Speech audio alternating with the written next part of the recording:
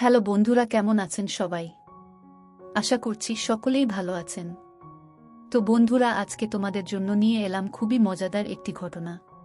তাই ভিডিওটা শুরু থেকে শেষ অবধি দেখবেন। আশা করছি অনেক মজা পাবেন। এবার আসল ঘটনায় আসা যাক। আমি কোনোদিন বাবাকে মায়ের গায়ের উপর হাত তুলতে দেখিনি। আজ হাত তুললেন। সম্ভবত মায়ের গালে 5 আঙুলের ছাপ বসে গেছে। কিন্তু মায়ের চোখে পানি নেই। মায়ের অগ্নিচোখ। রাগে দাঁতে দাঁত চেপে কিরমির করছেন। অথচ বাবার ছলছলে চোখ। বাবা ভেজা গলায় বললেন, উঠতে বসতে যে জোছনার খোঁটা দেও, সে আজ মরে গেছে। এবার খুশি তো? এখন থেকে অন্তত আমাকে রেহাই দেও। জোছনা নামটা আমি আজ প্রথম শুনিনি। আগেও বহুবার মায়ের মুখে শুনেছি। মা বাবার সাথে একটু রেগে গেলেই জোছনার নাম উঠে। আমি 2-1 বার জানতে চেয়েছিলাম মায়ের কাছে, কে এই জোছনা? মা মুখে ভেঙচির আকৃতি এনে ভাষাকে বিকৃতি করে বলেছিল, তোর বাপের গার্লফ্রেন্ড লাগে। আমারে বিয়ে করার আগে জোছনার লগে তোর বাপের পীড়িত ছিল। বাবা মাথা নিচু করে সেদিন আমার সামনে থেকে চলে গিয়েছিল। বুঝাই যাচ্ছে নিজের ছেলের সামনে তিনি বেশ অপমানিত হয়েছেন। বাবার জন্য আমার বড্ড মায়া লাগে। মায়ের এই অকথ্য ভাষার প্রতিবাদ বাবা কোনোদিন করেননি। কিন্তু আজ প্রতিবাদ করেছেন। প্রতিবাদের ভাষা ছিল সজোরে একটি থাপ্পড়। বিগত এত বছরের রাগ ক্ষোভ বাবা একটি থাপ্পড়ে কমাতে পেরেছেন তো? আমি দুপুরের খাবার খেতে বসেছি, মা তরকারি দিচ্ছিলেন। বাবা এলেন হঠাৎ ঘরে। তখনই মায়ের হুঙ্কার, আমারে ঘুমে রাইখা কাউরে কিছু না কইয়া জোছনার কাছে গেছিলা? কইয়া গেলে কি হইত? না করতাম আমি? এত বছরেও না কইরা ফিরাইতে পারছি? বাবা এগিয়ে এলেন। কষে থাপ্পড় দিয়ে জোছনার সংবাদ প্রকাশ করলেন। এমতাবস্থায় আমার গলা দিয়ে আর ভাত নামবে না। বাবা ঘর থেকে চলে গেলেন। মায়ের দিকে তাকিয়ে বুঝলাম মৃত্যু সংবাদ শুনে রাগ একটু কমেছে। আমি খাবার রেখে নলকূপে হাত ধুয়ে ফেলেছি। মনটা কেমন খারাপ লাগছে। বাবা যে আজ আর যাবেন না, বুঝাই যাচ্ছে। তার চেয়ে ভালো আমি আড়তে গিয়ে বসি। কাস্টমারকে চাউল দিতে দিতে মনটাকে অন্যদিকে ঘুরিয়ে রাখা যাবে। রাত তখন 12টা হবে। আমি বই পড়ছিলাম। হুমায়ুন স্যারের মিশির আলী সমগ্র বইয়ের তন্দ্রা বিলাস আমার 2 চোখের তন্দ্রা কাটিয়ে দিল। দরজায় ঠকঠক। দরজার ওপাশ থেকে বাবার গলার শব্দ, শাওন, ঘুমিয়ে পড়েছিস? আমি কোনো জবাব না দিয়ে দরজা খুলে দিলাম। বাবা ঘরে ঢুকে আমার বিছানায় বসতে বসতে বললেন, ঘুম আসেনি এখনো? তোর সাথে গল্প করতে এলাম। বাপ বেটার গল্প অন্য কারো শুনতে হয় না, তাই এখন এলাম। তোর সমস্যা হবে না তো? আমি মুচকি হেসে বললাম, না বাবা, আমার আরো ভালো লাগছে যে তুমি এসেছ। আজ এই ঘরেই ঘুমাও। মায়ের ব্যবহারে মন খারাপ করে থেকো না। বাবা পা তুলে আয়েশ করে বসলেন। ইশারায় আমাকে চেয়ার টেনে কাছে যেতে ইঙ্গিত করলেন। আমি কাঠের চেয়ার নিয়ে বাবার মুখোমুখি বসলাম। বাবা আমার দিকে কিছুক্ষণ তাকিয়ে রইলেন। তারপর দেয়ালের দিকে তাকিয়ে বললেন, তোর অনেক কিছু জেনে রাখা দরকার। আমি তোকে জানাতে চাই। আগেও জানাতে চেয়েছি, সাহস হয়নি। ভেবেছি তোর মা যেমন অকথ্য ভাষায় কথা বলে হয়তো তোর জানা হয়ে যাবে। কিন্তু তুই জানিস না কিছুই। শুধু একটি নাম জানিস, জোছনা। তুই এই নামটি তোর মায়ের মুখে শুনেছিস। যতবার শুনেছিস আমি লজ্জা পেয়েছি, বলতে পারিনি কিছু। আজ বলবো। আমি গভীর মনোযোগ দিয়ে বাবার গল্প শুনছি। যে নাম নিয়ে মায়ের অকথ্য ভাষা, বাবার লজ্জা পাওয়া। অজানাকে জানতে অবশ্যই মনোযোগী হওয়া প্রয়োজন। বাবা একনাগারে গল্প বলছেন। লুকায়িত এক গল্প। তোর মায়ের মুখে জোছনা নাম শুনে হয়তো ভেবেছিলি আমার অন্য কারো সাথে কোনো সম্পর্ক আছে। সত্য হলো, জোছনার সাথে আমার কোনো অবৈধ সম্পর্ক নেই। জোছনা আমার বিয়ে করা প্রথম স্ত্রী ছিল। তোর দাদা দাদি পছন্দ করে বিয়ে করিয়েছেন। তোর দাদার বাড়ির কাছেই। আমরা যে এত বছর ধরে তোর দাদা দাদিকে রেখে শহরে থাকি, তার একটি কারণ এই জোছনা। তোকে নিয়ে যে প্রতিবার তোর দাদার বাড়ি যেতাম, আমি তোর সাথে সাথেই থাকতাম। যেন আমাদের গ্রামের কারো কাছ থেকে এই বিষয়ে কিছু শুনতে না হয়। তোর খারাপ লাগতে পারে শুনলে। তোর দাদা দাদি মারা যাওয়ার পর গ্রামে খুব একটা যায় না। তোর মা সব জানে, তবুও তোকে বলেনি যে আমি আগেও একটি বিয়ে করেছিলাম। আমার আর জোছনার একটি সন্তানও আছে, নাম ফাল্গুনী। তোর সৎ বোন ফাল্গুনীর মতো তোর নামটাও বাংলার 12 মাসের একটা নাম। গ্রামে আমরা শ্রাবণ মাসকেই শাওন মাস বলি। তোর মা আমার দ্বিতীয় স্ত্রী। সে যাই হোক, জোছনার সাথে বৈবাহিক সম্পর্ক শেষ হওয়ার পর সে পরবর্তীতে আবার বিয়ে করে এক স্কুল মাস্টারকে। তোর দাদার বাড়ি থেকে কয়েকটা গ্রাম পড়ে। 8 বছর সংসার করলেও আর কোনো সন্তানাদি হয়নি। স্কুল মাস্টার মারা গেলেন 4 সালের বন্যায়। আমি সব খোঁজই রাখতাম। রাখার কারণ ফাল্গুনী, আমার মেয়ে। আমি তাকে আমার কাছে রাখতে পারিনি। মাস্টার মারা যাওয়ার পর সেই সংসারে টানাটানি অবস্থা। আল্লাহ আমাকে যথেষ্ট দিয়েছেন, কয়েকটা সংসার চালানোর তৌফিক দিয়েছেন। আমি প্রতি মাসেই যাই সেই এলাকায়। কাউকে দিয়ে খবর পাঠালে ফাল্গুনী আসে। বাবা বলে এসে জড়িয়ে ধরে। কত শত বায়না তার। আমি আসার পথে পুরো মাসের খরচ দিয়ে আসি ফাল্গুনীর হাতে। তোর মা এসব জানে। আমি গোপন করি না তোর মায়ের কাছে। আমি ফাল্গুনীর জন্মদাতা। সে আমার কাছে মেয়ে হিসেবে পাও না, আমি তা দেবই। আমি ফাল্গুনীর মায়ের সাথে দেখা করি না।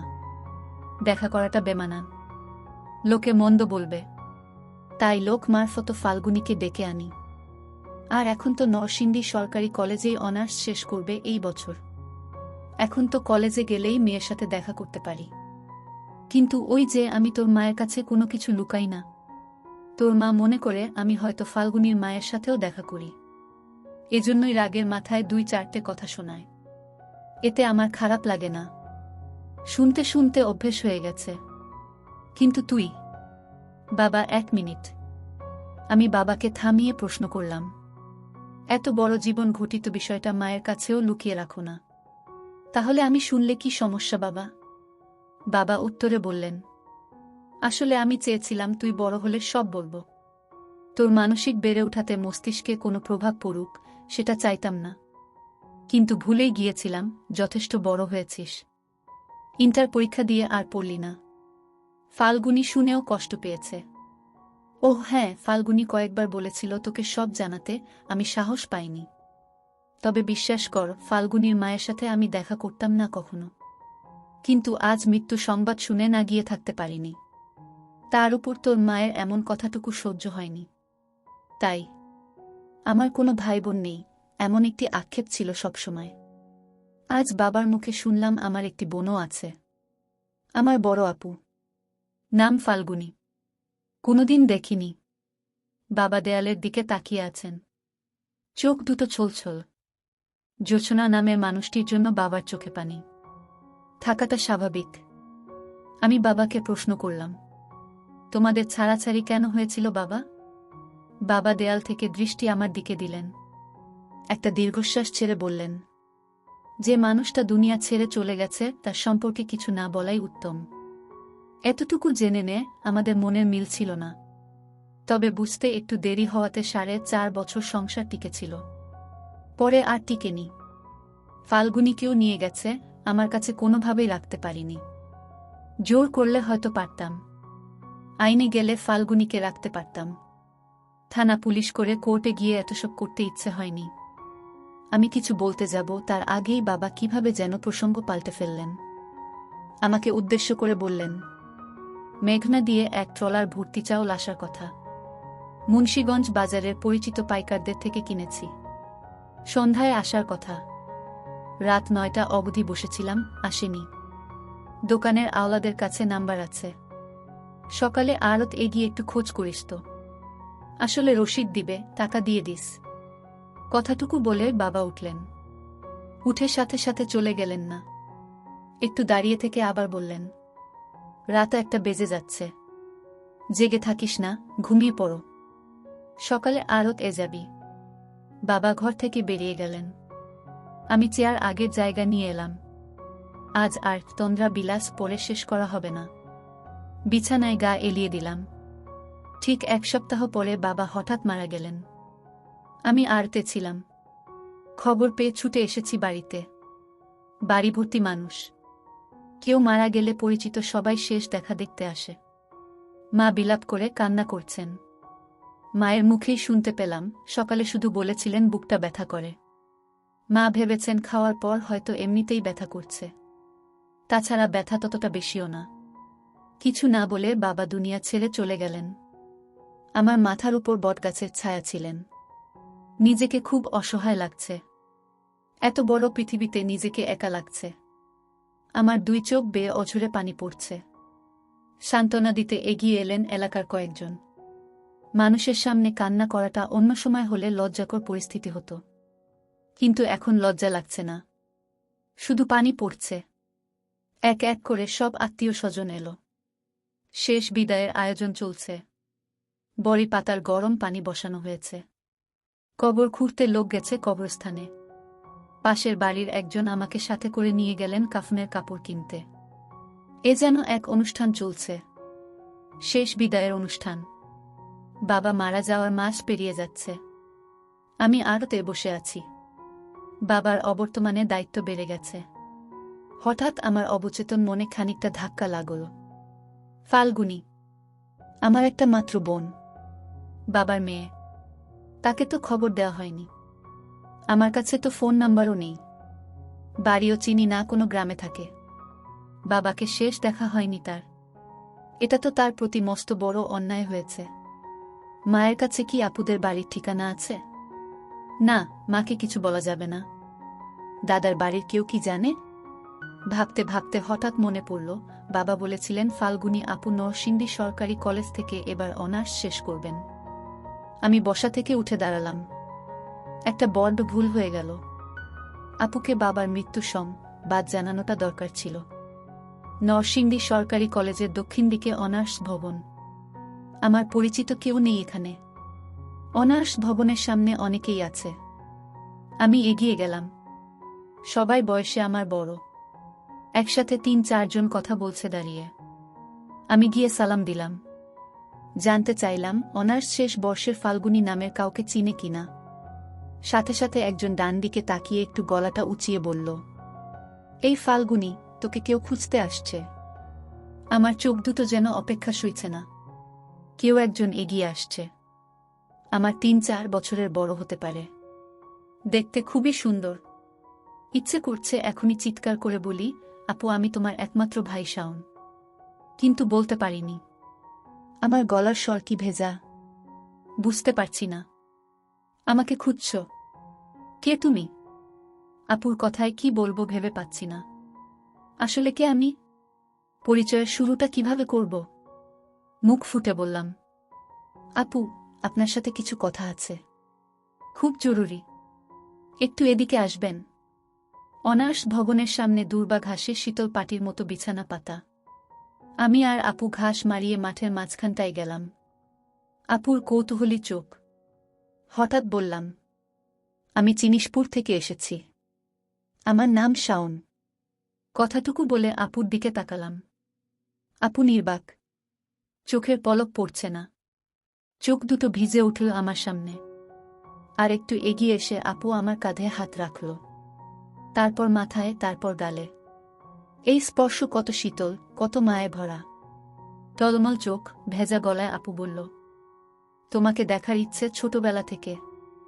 আমার একটা ভাই আছে, আর তাকে আমি কখনো দেখিনি। এই কষ্টটা আমার অনেক বছরের। কত বড় হয়ে গেছ তুমি। আমার দৃষ্টি নিচের দিকে। ইচ্ছে করছে নিজের চোখের সাথে যুদ্ধ ঘোষণা করি। আমার চোখ থেকে এখন যেন কোনো পানি না পড়ে। আমি শত বৃথা চেষ্টা করে যাচ্ছি আটকাতে। আর পারলাম কই। এরই মধ্যে আপু আবার বলল, বাবা মারা যাওয়ার দিন গিয়েছিলাম তোমাদের বাড়িতে। আড়ত থেকে আওলাদ নামের কেউ একজন ফোন করেছিল।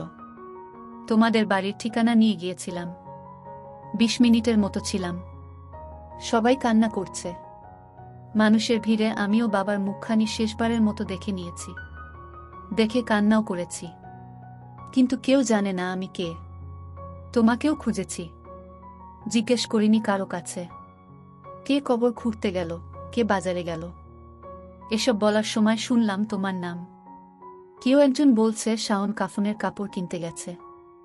আমি আর সেখানে থাকিনি, চলে এসেছি। মাথা তুলে তাকাতে খুব ইচ্ছে করছে, কিন্তু চোখের পানি লুকাতে পারবো না। টপ করে নিচে পড়বে। আপু আমার থুতনি ধরে মাথাটা উপরের দিকে তুললেন। টপ করে চোখের পানি আপুর কবজিতে পড়ল। আপু আমার চোখের পানি মুছে দিচ্ছেন। বড় বোনের বুঝি এত মমতা থাকে, এত আদর থাকে? আপু আমার চোখের পানি মুছে দিয়ে মাথার চুল নাড়িয়ে বললেন, তুমি ছোট হলেও এখন তোমার দায়িত্ব অনেক। মায়ের দিকে খেয়াল রেখো। আমি আড়ত থেকে আসার সময় 20,000 টাকা নিয়ে এসেছি পকেটে ভরে। টাকাটা বের করে আপুর হাতে দিয়ে বললাম, আমি এখন আর ছোট নই আপু, অনেক বড় হয়েছি। মায়ের খেয়াল যেমন রাখতে পারবো, তেমনি আপুর জন্য এই ভাইটি আছে। আপু একটু চমকালেন বোধ হয়। তারপর টাকাটা আমার হাতে দিয়ে বললেন, আমি তোমার চেয়েও বড়। এখন আমার টাকা লাগবে না। মামার বাড়িতে থাকি এখন। আমি টাকা ফেরত না নিয়ে বললাম, টাকা নিতেই হবে। আপুর সব দায়িত্ব এখন থেকে তার ভাইয়ের। বাবা শুধু আমার একার নয়, তোমারও বাবা। তোমারও অধিকার আছে। আমাকে শুধু আপু ডাকতে দিও, বঞ্চিত করো না। অনার্স ভবনের মাঠের দুর্বা ঘাস সাক্ষী হচ্ছে দুই ভাই বোনের চোখ থেকে গড়িয়ে পড়া পানির। ঘাস মারিয়ে সামনে এগুচ্ছি। আড়তে যেতে হবে। আড়ত থেকে বাড়িতে। মা কয়েকদিন ধরে মনমরা থাকে। মায়ের কাছাকাছি থাকাটা দরকার। গল্প করা দরকার। সব দায়িত্ব এখন আমাকেই পালন করতে হবে। রিকশায় উঠে কিছু দূর এসে পেছন ফিরে দেখি, আপু তখনও আমার চলে আসা দাঁড়িয়ে দেখছে। যেন ভাইকে বিদায় দিতে মন চাচ্ছে না। আকাশে মেঘ জমেছে। গুড়মুড় শব্দ হচ্ছে। এক পশলা বৃষ্টি হলে মন্দ হয় না। বন্ধুরা, আজকের ভিডিওতে এখানেই শেষ করলাম। অনেক কষ্ট করে ভিডিওটি আপনাদের জন্য বানিয়েছি। যদি ভিডিওটি আপনাদের ভালো লেগে থাকে তাহলে একটা লাইক করবেন এবং চ্যানেলটি সাবস্ক্রাইব করবেন, এই আশা ব্যক্ত রেখে আপনাদের কাছ থেকে বিদায় নিচ্ছি আমি কবিতা। দেখা হবে আগামীকালের নতুন কোনো ভিডিওতে। সে পর্যন্ত সবাই ভালো থাকুন, সুস্থ থাকুন। ধন্যবাদ।